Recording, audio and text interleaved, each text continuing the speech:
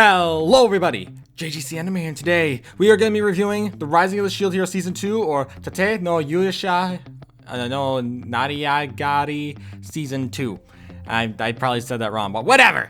So, yep, today we're going to be hopping right into that. This is the second season of Shield Hero. I actually made a review for Shield Hero Season 1 a while back, although it is a bit outdated, because honestly my opinion has changed a bit about Shield Hero Season 1, because it went from like a 10 out of 10 to an 8 out of 10, where it's still really good, but it's not as good. But we're not talking about that this time. Today we're going to be talking about Season 2, the long-awaited sequel to Season 1, which only has 13 episodes. Okay, that's not as awesome as the like 24 to 25 episodes the first season had, but let's just see how it goes. So, after having high hopes for this season, although I did have a bit of a mixture feeling, considering that when I tried listening in, a lot of people said the first few episodes were all incredibly mediocre at best, and it didn't get good till later on. I was a bit more hesitant going in, but nonetheless, I did sit down and watch this show, and here is what I thought about it. So let's just hop right into this. So just a quick story summary. This all takes place after the events of the first season, where now Naofumi is running his own country and he's trying to live his life when these mysterious creatures attack that belong to some mysterious monster called the Spirit Tortoise that he, and as well as the other heroes who were summoned similar to him, have to go fight.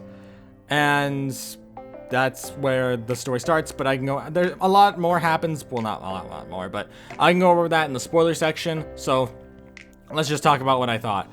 In all honesty, I understand why people say that the first part was extremely frustrating. For one, they do rush a lot of content, and then by the end, I'm just not feeling anything, especially when it came to a later character that was introduced in this season, known as Ost, who I can again talk about in the spoiler section about, but yeah, didn't like her that much. In fact, a majority of the newer characters, I didn't like them much. For one, I didn't actually really enjoy Rishia, the newest member to the crew for the Shield Hero, which got onto the crew at the end of season 1. I'm really not a big fan of her for a majority of the season. She does get better as the season goes on, but for the beginning, like the first half until like the very end of the first storyline of the two that they tell, she is probably one of my least favorite characters, only kind of next to Ost, who I thought to be a very weak character as well.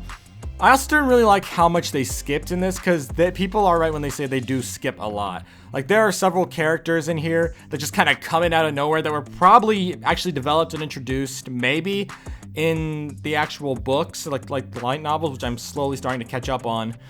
But they just kind of coming out of nowhere in this, and I'm just like, really?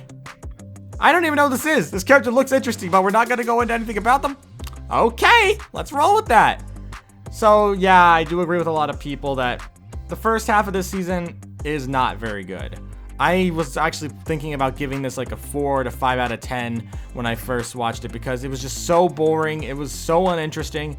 There was nothing about it that really grabbed me or kept me interested.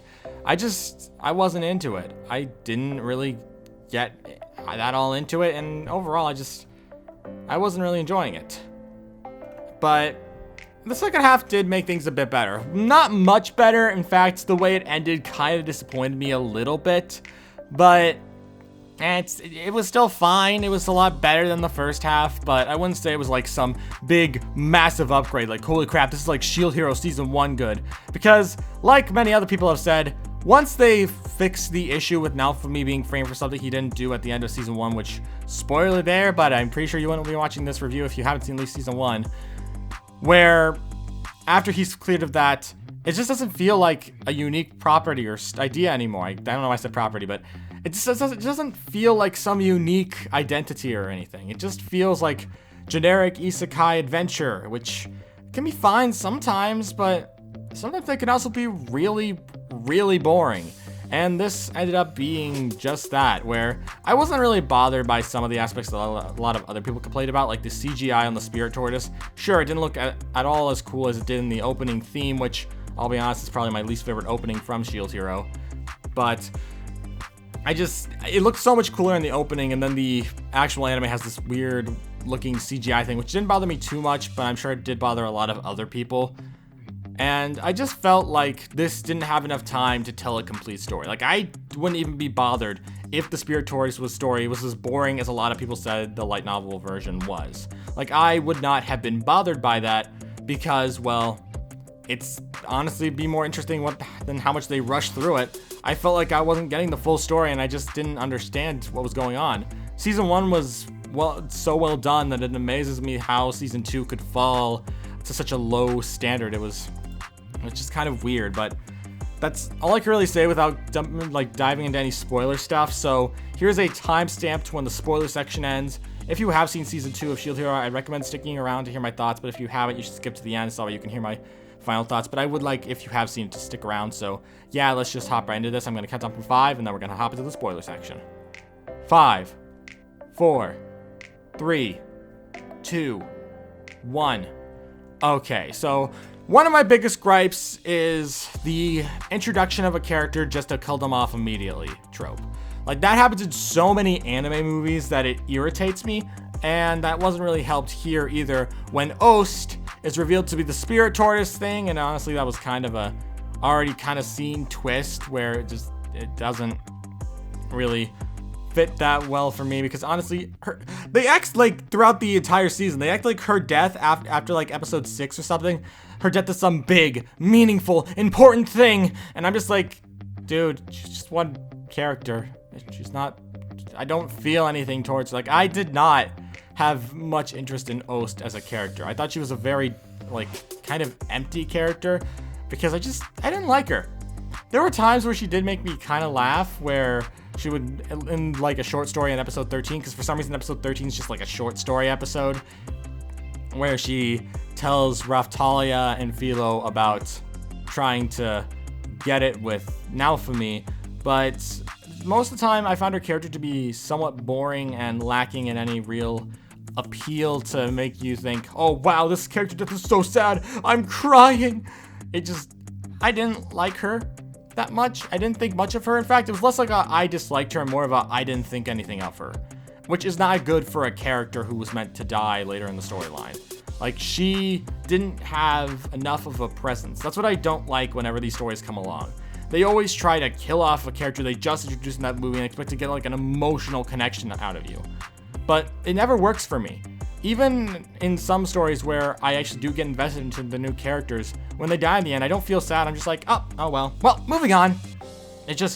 I've never understood introducing new characters just to kill them off immediately. Just to give the characters like emotional drive. It just doesn't work for me. I find those types of characters to be weird, and I honestly appreciate movies more if they don't do that, or just stories in general. If they introduce a new character and don't kill them off by the end, save that for later down the line. And a good example is Assassination Classroom. I haven't finished that, but I'm pretty sure by the end, I'm pretty sure the person they're meant to kill, Koro Sensei, is probably going to die. I'm sure it's a very emotional thing that I do plan to review in the future, where we know it's coming, but we get an emotional connection with them. We understand why they have to die, or that we understand how meaningful that was. But most of these animes will just do this thing where they create a character solely just to act like death fodder to fuel the main character's emotions. And honestly, yeah, the Spirit Tortoise storyline was definitely very weak. I didn't like it that much. And it didn't sit with me. I didn't enjoy it that much, and I felt like there wasn't enough character there. I felt like there was too much story being thrown at you that you couldn't follow along with. But now let's talk about probably another character I didn't like that much, Rishia. At first, I didn't think much about her. I thought, oh wow, in the first season I thought, oh wow, she was betrayed by, I'm pretty sure it was Itsuki, where she was on his party, but she got kicked out for something she didn't do, so the Shield Hero took her under his wing to try and train her, but she would not stop shutting up about the Bow Hero. Like, she talked about him so much, it irritated the heck out of me. I hated her so much because all she ever talked about was Bow Hero this, Bow Hero that. It annoyed the heck out of me. I just wanted her to shut up. And that's why I did appreciate later down the line when she has a little small story arc where she's just like, I'm a member of the Shield Heroes party now. I should stop trying to think so much about the Bow Hero, which I liked, but I don't know. Definitely out of the cast, she was probably my least favorite character. even after her whole character arc where she learns to think a lot more about where she is now rather than what she was, she probably had the most like fulfilling character arc. Raphtalia and Philo had some screen time. In fact, one of the episodes in this season was probably one of the ones that I felt like was most like Shield Hero, weirdly enough as I say it, and that's an episode where Raphtalia gets a special sword after they go to another world, because as I mentioned, this is a spoiler section, they go to another world, which is ironic considering the Shield Hero set in another world, where they go to another world, which honestly was probably gonna be one of my favorite premises from like an isekai. Like, what if they went to another world? That would be interesting. That would be like really cool. How they execute it here, not that great. In fact, I didn't like it that much more than the Spirit Tortoise storyline, but again, it did have a few much better episodes, especially when it came to the Raphtalia one, where she gets one of the weapons from this other world, which I thought was really cool. For some reason, I just really love that episode. Like, it's one of the few episodes of season 2 that I actually really liked, and I wish more episodes were like that. But for the most part, the other world storyline wasn't that much better. There was like this little, like, very slow, almost non-existent build-up for Naofumi. Probably it might be different in the light novels, but in the anime, there's like this very small build-up about the Wrath Shield, where I guess it's meant to be bad for him to still use the Wrath Shield, even though he's learned to use it quite a bit, where suddenly he comes in raged and Rishia is trying to help him snap out of it, and it felt, even though I know it was kind of built up like little by little, it didn't feel like it was meant to be there. Like, it felt so out of nowhere. Even with the small bit of build-up, it felt so crazy out of nowhere. Like, his sudden rage didn't feel justified. Like, I get why he'd be angry, but I didn't think it'd be that angry for him to suddenly get this whole random out of nowhere character arc. Which I say out of nowhere, but again, it was slightly built up, but not quite. And I really, really wish that there was a bit more of an explanation behind that, because I feel like even after watching season 1, I still don't know a lot about the Rage Shield, just that it's driven by Naofumi's anger, and I wish we could get like a bit more of an explanation behind it. Again, it's been a while, not a long while, I think it's been a few months since I last rewatched season 1, but I felt like Naofumi was probably one of the weakest characters here, not in like least favorite character, but like he does so little in the grand scheme of things in this story. He literally basically almost acts as just a simple like dialogue thing, where the character that literally exists just to monologue about the situations. Like, I felt like Naofumi did so little in this season. I felt like despite being the Shield Hero, despite being the main character, he doesn't do anything that's really worthwhile.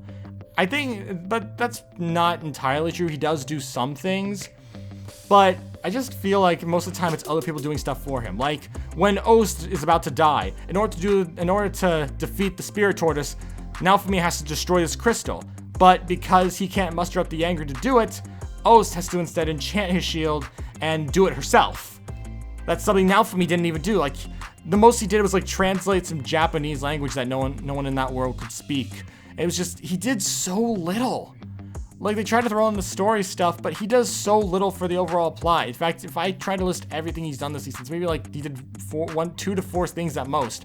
He did so little in the grand scheme of this season, and it's so weird because I've been reading the light novels as of recently, and he does so much. He does so many things, and it makes me wonder, why the heck is he doing so little in this season? I feel like he doesn't do enough. I definitely think that 13 episodes was not enough to tell this season, and it didn't sit that well with me. And now let's go on to one of my biggest kind of gripes with this season, how it ended. I mentioned before that I think the concept of another world character going to another world, like another world, sounds really interesting. I'd love to see a concept like that executed well. However, this did not execute it that well, mainly because of the fact of how they progress the plot. By the end of the season, they go back to their worlds, which I know that sounds like a stupid complaint, but I was kind of hoping they'd stick around in the other world, even if it's only for a little bit longer, like maybe another season at most, or maybe just like a few more episodes. But I really was quite upset when they immediately were sent back right after beating the big baddie of the season, that being Kyo. I think that's how you say it. Kyo. Like, after they defeat him, it's just done. They go back. And the thing is, when I saw some like pictures of the episode 13, because I was waiting for the entire season to end, I thought that the short stories were another episode where it was just like a day-to-day life episode, and they were meeting up with another character that was introduced, was known as Kizuna. Like this girl called Kizuna. She was a really interesting character. I actually thought she was quite an intriguing character, and I wanted to know more about her, other than the fact that she was Glass's best friend, because, you know, Glass one of the main villains. But she doesn't do enough, I feel like. Like, she does a lot, and I've honestly really liked her character. But then, when I saw episode 13, I thought maybe she had gone back to Naofumi's world with him, which would have worked as well. But no, she's still in her world. She doesn't go back with Naofumi, just his main crew goes back with him. And in all honesty, I didn't like that. Like, I thought there was going to be like huge character development this season, similar to how season 1 had a lot of character development and just a lot of fun stories. But nothing really happened. What especially annoys me is that in the opening, they kind of like tease at the idea that they're going to be going on adventures, but they don't. They don't go on any adventures. They just take on the Spirit Tortoise, and then after that, get sent to another world for a little while. And then after they get sent to another world, they come back and then just reports to the Queen about the Spirit Tortoise. And even when they go to the other world, there's not really enough adventuring. They literally just go to village, prison, another village. Like, there's not really a variety. It doesn't feel like an adventure like season 1 did. It just felt so lackluster, I guess you could say. I really didn't like the Otherworld adventure as much as I was hoping I would. I thought this was going to be some awesome adventure, especially since all of their levels got restarted, which was really interesting. But I didn't like it. I just thought it was a very weak way to tell the story. Like, they could have done so much with a concept like going to another world and going to explore that world. But they didn't really do anything with it. The most they did was introduce, I think it was like Raft-chan or something, little, I'm guessing you could kind of say it is familiar, just off normal isekai terms, because I can't remember what the actual phrasing is. Raft-chan, I'm just gonna call it Raft-chan. Sounded like it was like she was going, I'm pretty sure she was going to be a really interesting character, but all she really does is help find Raphtalia, who is probably one of the best characters in the season, despite having a very weak character arc that only happens about, well, not really weak, but more of a sense of she goes to a place, gets a special weapon from that place, and then that's pretty much basically everything that happened in the other world all revolved around Raphtalia. That was basically it. There were characters, moving past that for now, there were also characters I wish got more explanation behind them, such as Eclair. I thought Eclair was going to be a really interesting character who was going to do a lot of really cool things. But then she just doesn't. She's just kind of there, and I feel like there could have been so much more done with her that wasn't. And then there was also, I think it's El Rasla, who acts as like this kind of like chi user in this world where she has like these really cool kung fu abilities, but just I feel like there wasn't enough done with these characters, and I wish that this season was longer because it felt so underdeveloped. I just didn't like it as much as I wanted to. I really wanted to like season 2 of Shield Hero, but after sitting through the whole season in a single day, because I don't like watching it over weeks, otherwise my opinion gets muffled up, all I could say is that it just wasn't that good. It really could have been better, and I really wish that they did more with this concept. Like, I was really hoping that once they were going back to their world, I was really hoping Kizuna would join them. That would have been a really interesting thing, you know, bring her to their world, it'd be interesting. But no, that turns out that picture I'd seen from episode 13 was actually just one of the short stories. So, yeah.